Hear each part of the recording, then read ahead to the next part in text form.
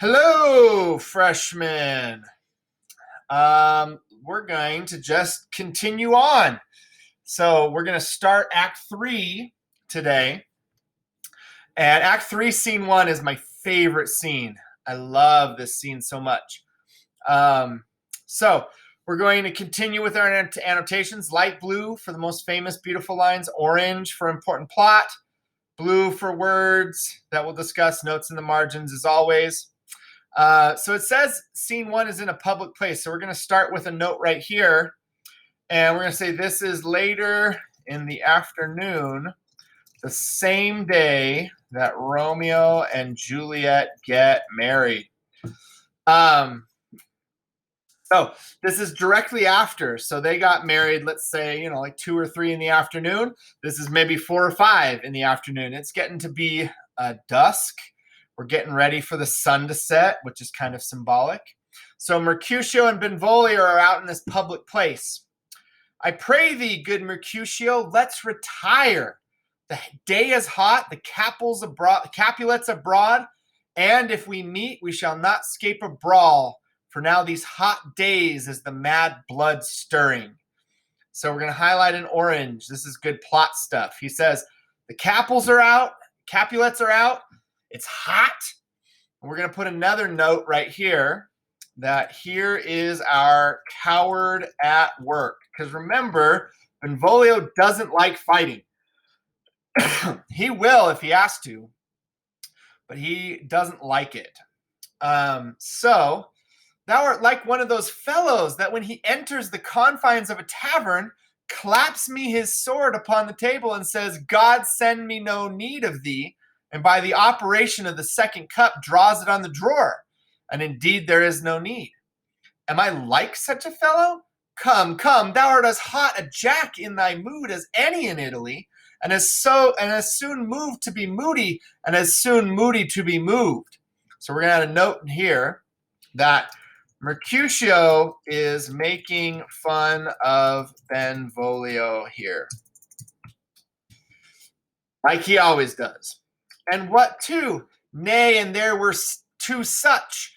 We should have none shortly, for one would kill the other. Thou, why, that will quarrel with a man that hath a hair more or a hair less in his beard than thou hast. Thou wilt quarrel with a man for cracking nuts, having no other reason, but because thou hast hazel eyes. What eye, but such an eye, would spy out such a squirrel? Thy head is as fun of quarrels as an egg is full of meat. And yet thy head hath been beaten as addle as an egg for quarreling. Thou hast quarreled with a man for coughing in the street, because he hath wakened thy dog that hath lain asleep in the sun. Thou didst not fall out with a tailor for wearing his new doublet before Easter, with another for tying his new shoes with old riband. And yet thou wilt tutor me from quarreling? And I were so apt to quarrel as thou art any man should buy the fee simple of my life for an hour and a quarter. The fee simple? Oh, simple. By my head, here come the Capulets. By my heel, I care not. So he sees the Capulets off. And he goes, nah, we got to go. Come on. Stop talking about fighting. Let's just get out of here. And Mercutio is like, I don't care. Let the Capulets come. So we're going to put Tybalt. Enter Tybalt, right? We're going to put a note right here. And we have to remember that Tybalt assumes that Romeo got the challenge to a duel and has chosen to ignore it. That is unacceptable to him. To ignore a challenge is dishonorable. He's a little miffed about this, right? He sent the challenge, and Romeo should have, sent it back and said, hey, I don't want to do this, or yes, I will meet you. But to say nothing, it's like slapping Tybalt in the face. So he's even madder now. So he says, follow me close, for I will speak to them. Gentlemen, good den, a word with one of you? So Mercutio turns and says, and but one word with one of us, couple it with something, make it a word and a blow. You shall find me apt enough to that, sir, and you will give me occasion. Would you not take some occasion without giving? So we're going to make a note right here. And we're going to say Mercutio doesn't like Tybalt and is making fun of him. And Tybalt doesn't really realize, because Tybalt is so worried about fighting, he doesn't know what's going on, right? Mercutio, thou consortest with Romeo? Consort? What dost thou make us minstrels, and thou make minstrels of us? Look to hear nothing but discords. Here is my fiddlestick, he points to his sword. Here is that shall make you dance. Zounds, consort? Benvolio, trying to calm everybody down. We talk here in the public haunt of men. Either withdraw to some private place and reason coldly of your grievances, or else depart. Here all eyes gaze on us. Men's eyes were made to look, and let them gaze. I will not budge for no man's pleasure eye. Then Romeo comes in, right? He's left. He just got married, so that's on his mind. So Tybalt sees Romeo, and he turns away from Mercutio, and he says, well, peace be with you, sir. Here comes my man. But I'll be hanged, sir, if he wear your livery. Marry, go before to field. He'll be your follower. Your worship in that sense may call him man. So then he addresses Romeo. Romeo, the hate I bear thee can afford no better turn than this. Thou art a villain. I like to imagine he spits on the ground in front of him. So we're going to mark that up as blue, because this is one of Tybalt's famous lines. Thou art a villain. Romeo then says, Tybalt, the reason that I have to love thee doth much excuse the appertaining rage to such a greeting. Villain am I none, therefore farewell. I see thou knowest me not. So we're going to highlight this whole thing in blue as well. This is one of Romeo's famous lines. And then we're going to do a couple, we're going to do a text box right here, a comment. So the question is, why does Romeo have reason to love Tybalt? Because he says, the reasons I have to love thee does much excuse the appertaining rage to such a greeting, right? He called him a villain. So the answer is this. Well, he is now related to Tybalt through marriage. Tybalt is his cousin-in-law. And it's not a good practice to kill your relatives right after you get married. Boy, this shall not excuse the injuries thou hast done to me. Therefore, turn and draw. So he draws his weapon. Turn and draw.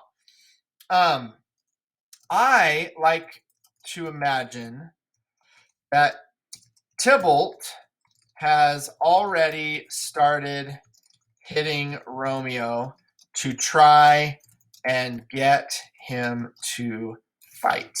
So you know how sometimes if people are like, I don't want to fight, like the other person will start like just, pushing him around. And that's what we see at schools, that they just start pushing each other. So I can see he's like, come on, fight me. I want to fight you. So maybe Romeo's fallen down, and maybe he's like hitting him with the back of his sword.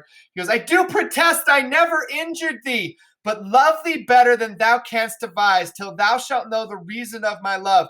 And so, good Capulet, which name I tender as dearly as my own, be satisfied.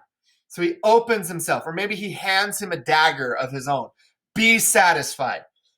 So we're going to underline be satisfied. And I wanted it blue. All right, here we go. Be satisfied.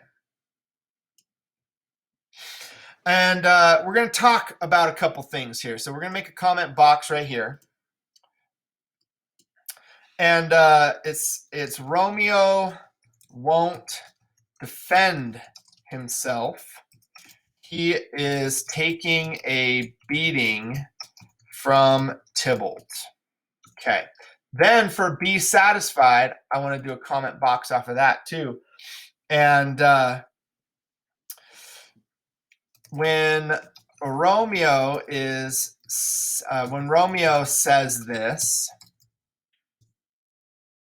he really means that Tybalt should just kill him. Romeo is a totally different character now that he is married. He feels like nothing can harm him. So he's running this high, right? He's like, I just got married. This is the greatest thing I've ever done. Oh, man, that went away. All right, let's write it again. When Romeo says this, he really means that Tybalt should just kill him. Romeo is a totally different character now that he is married. He feels like nothing can harm him. All right, sorry. There we go. Now it's fixed. So he's running this high from getting married, and that's been his goal the entire time is I want to get married, I want to be in love, and now he's accomplished it. So he feels like everything's going my way. There's nothing that can stop me, right? And like Tybalt's hitting him with the back of his sword or kicking him, doing something. So Mercutio sees this, and it's not fair. So he gets mad. He says, "Oh, calm, dishonorable, vile submission." Staccato carries it away. He draws his sword, gets in between Romeo and Tybalt. Tybalt, you rat catcher, will you walk? What wouldst thou have with me? So we're going to make a note right here. Mercutio sees that this fight isn't fair. Tybalt is beating Romeo, and Romeo is just taking it. So he steps in the middle of it. He will fight Tybalt if Romeo won't. Because he knows that Tybalt isn't going to leave until he fights somebody. He has come down to this place with the express purpose of challenging someone to a duel and killing someone. So he's not going to leave until someone fights him. So Tybalt says, "What wouldst thou have with me, good king of cats? Nothing but one of your 9 lives, that I mean to make bold withal. And as you shall use me hereafter, dry beat the rest of the 8. Will you pluck your sword out of this pitcher by the ears? Make haste, lest mine be about your ears ere it be out. I am for you." So Tybalt's like, "Great, let's do this." So he draws. "Gentle Mercutio, put thy rapier up. Come, sir, you're passado." And they fight. Ching, ching, ching, ching, ching, ching, ching.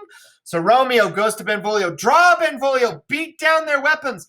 Gentlemen, for shame, forbear this outrage. Tybalt, Mercutio, the prince expressly hath forbidden bandying in Verona streets. Hold, Tybalt, gird Mercutio." And he's dancing around. He's trying to get in between the fight so that Tybalt and Mercutio won't fight anymore. And as he does that, let's say this is Mercutio, this is Tybalt. Romeo gets in the middle. Tybalt sees this opportunity. Romeo's back is to him, and he's like, "Ooh, I can get Romeo." So he moves to stab Romeo in the back. Romeo moves out of the way, and he stabs Mercutio instead, right? Stabs him under Romeo's arm. So Mercutio goes, "I am hurt. A plague of both your houses. I am sped. Is he gone and hath nothing?" So we got to highlight in blue, a plague on both your houses. Freshmen, this is the most important line in the entire play. This is the climax. This is the turning point. So we're going to make a comment right here as well. So this is the most important line in all of Romeo and Juliet. Mercutio curses the 2 houses. Curses in literature are always important and symbolic, but curses from a dying person are even more so. He's dying, right? So, um, what art thou hurt? I, a scratch, a scratch. Mary, 'tis enough. Where's my page? Go, villain, fetch a surgeon. So he exits and leaves and the page goes to get somebody to help. And we're going to write a comment here. Mercutio is joking even as he is dying. Courage, man, the hurt cannot be much. No, 'tis not so deep as a well, nor so wide as a church door, but 'tis enough. 'Twill serve. Ask for me tomorrow, and you shall find me a grave man. Oh, I am pampered. I warrant for this world. A plague on both your houses! Sounds, a dog, a rat, a mouse, a cat, to scratch a man to death. A braggart, a rogue, a villain that fights by the book of arithmetic. Why the devil came you between us? I was hurt under your arm. So, some more stuff to mark up. So we're going to underline right here where he says, you will find me a grave man. And we're going to do a comment off of that. So we're going to say this is a pun. It is. So he's playing on the word grave, because grave can mean, oh, I'm being buried in the ground, right? I have a grave. Or it can mean serious, right? He looks so grave. He's so serious. And he's using both of those. He's making jokes even as he's dying. And then he says it again, right? He plagues them. He curses them a second time. So we're going to highlight that as well. And then in orange, we're going to highlight why the devil came you between us. I was hurt under your arm. I thought all for the best. Romeo's super upset. This is his best friend. Help me into some house, Benvolio, or I shall faint. A plague on both your houses. They have made worm's meat of me. I have it, and soundly too. Your houses! So again, we're going to highlight this. A plague on both your houses. He curses them 3 times, which 3 in literature is always an important number. 3 means completion. 3 means that it's done, right? It is the holy number. It shows that the work is complete. So now it's done. He's plagued them 3 times. Benvolio and Mercutio leave to go see if they can help Mercutio. He's gonna die because this is back then and it's a Shakespeare play and everyone's supposed to die. So Romeo says, this gentleman, the prince's near ally, my very friend, hath got his mortal hurt in my behalf. My reputation stained with Tybalt's slander. Tybalt, that an hour hath been my kinsman. Oh, sweet Juliet, thy beauty hath made me effeminate, and in my temper softened valor's steel. So we're going to highlight a little bit right here. Thy beauty hath made me, and then we're going to underline in blue the word effeminate, right? So we're going to write a comment. Romeo blames the death of his best friend on Juliet.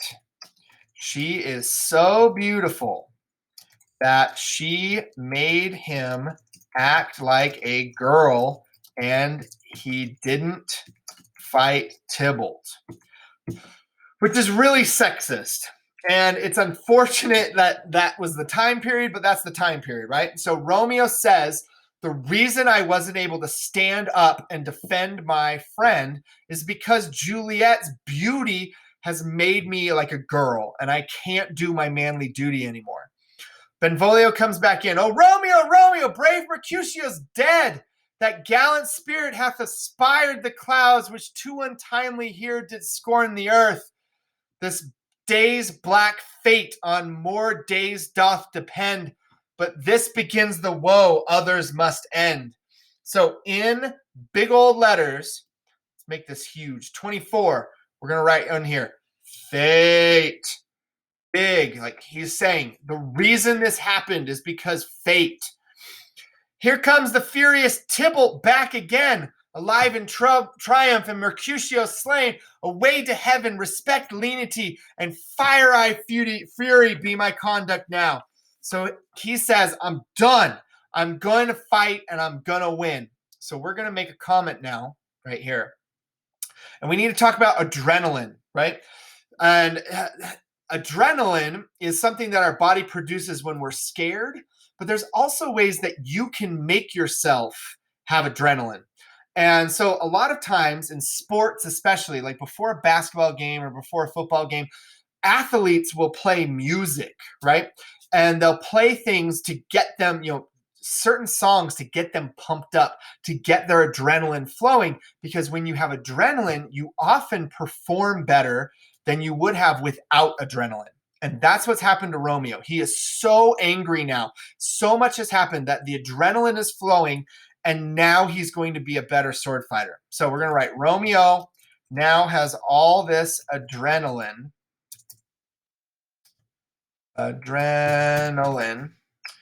rushing through his body, and that is going to make him a better sword fighter. So Tybalt may be the number one sword fighter, but Tybalt feels bad now. He's like, oh man, what did I do? And because he meant to kill Romeo, not Mercutio. And now he's scared, but he doesn't have adrenaline like Romeo does. So Romeo's going to be the better sword fighter. So Tybalt comes back. Romeo gets into his face. Now, Tybalt, take that villain back again. That late thou gavest me for Mercutio's soul is but a little way above our heads, staying for thine or to keep him company. Either thou or I or both must go with him. So we're going to highlight that whole thing in orange. That is a really good plot line. He's so mad. He's getting in his face and he's screaming at him. No, I don't want to comment. I want highlight. Here we go. And so he's screaming at him and he says, either you or me or both of us will die today. Even that's not right. I underlined it. What the heck? All right, here we go. We're going to make a comment box, though, right here. All right. So he says, Romeo is so angry that he is acting crazy, getting into his face, right? Either you or me or both of us will die today. Thou wretched boy that did consort him here shalt with him hence. So Tybalt says, I'll kill you. Romeo picks up his sword and says, this shall determine that. So they fight. Ching, ching, ching, ching, ching, ching, ching, ching. And it's a really intense fight because we get all these stage directions and Tybalt falls. Tybalt dies. Tybalt dead. Benvolio comes out. Romeo, away, be gone. The citizens are up and Tybalt slain. Stand not amazed. The prince will doom thee death if thou art taken. Hence be gone away. Now we need to remember right here, what was the punishment? Remember, what is the punishment if one of the families starts another fight, right? The punishment is that the lords will be killed, right? That was the punishment that the prince set forth. He says, if either of you start another fight in Act 1, Scene 1, any of you start another fight, you will pay the penalty, right? Romeo says, screams to the heavens, oh, I am Fortune's fool. We are going to underline that one. So we're going to underline in blue. Oh, I am Fortune's fool. And in a text box, once again, we're going to do fate. Big old fate. When he says fortune, he means fate. Fortune, fate did this to him. He didn't make the choice. He had to do it. So then the citizens, he runs away. Benvolio says, why dost thou stay? Exit Romeo. Citizens come in and the Capulets. And the first citizen says, which way ran he that killed Mercutio? Tybalt, that murderer, which way ran he? There lies that Tybalt. Up, sir, go with me. I charge thee in the prince's name, obey. Citizens arrest. So then the prince comes in. He also has Capulet, Montague, and Lady Capulet, Lady Montague. Where are the vile beginners of this fray? O noble prince, I can discover all the unlucky manage of this fatal brawl. There lies the man slain by young Romeo that slew thy kinsman, brave Mercutio. So Benvolio gives a shortened version of what happened. Lady Capulet grabs her nephew in her arms. Tybalt, my cousin, oh, my brother's child, oh, prince, oh, cousin, husband, oh, the blood is spilt.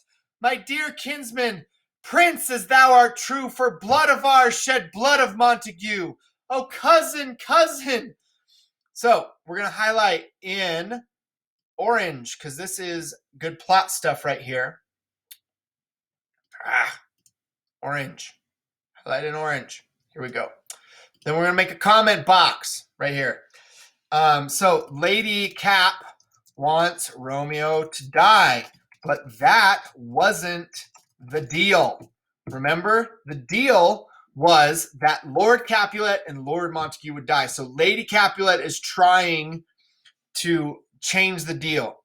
Benvolio, who began this bloody fray. Tybalt, here slain, who Romeo's hand did slay. Romeo, that spoke him fair, bade him bethink how nice the quarrel was, and urged withal your high displeasure.